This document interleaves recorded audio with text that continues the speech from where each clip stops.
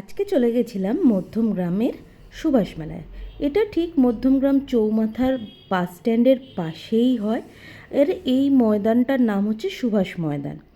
এখানে সমস্ত রকমের স্টল আছে, যেসব সাধারণ মেলাতে দেখা যায় সবের স্টলই এখানে আছে। এই মেলা শুরু হয়েছে 23শে জানুয়ারি সুভাষচন্দ্র বোসের জন্মদিন উপলক্ষে, চলবে 4 ফেব্রুয়ারি পর্যন্ত। এটা প্রত্যেক বছর 23শে জানুয়ারি থেকেই হয়। আর এখানে প্রতিদিন সন্ধ্যাবেলায় সাংস্কৃতিক অনুষ্ঠান হয়।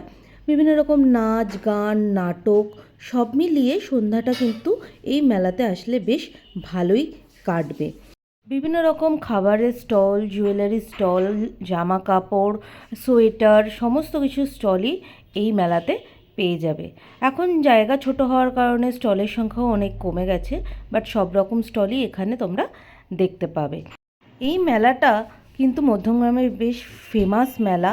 আর এই মেলার জন্য প্রত্যেক বছর আমি ওয়েট করে থাকি কবে 23শে জানুয়ারি আসবে আর এই সুভাষ মেলায় যাব। আর এই কর্নারটায় সুভাষচন্দ্র বোসের কিছু দুষ্প্রাপ্য দুর্মূল্য ফটো এরা ডিসপ্লে করে প্রত্যেক বছর। আর এখানে হয় সাংস্কৃতিক অনুষ্ঠান। সব মিলিয়ে সন্ধ্যাবেলায় টাইম কাটানোর জন্য কিন্তু মেলাটা বেশ ভালোই।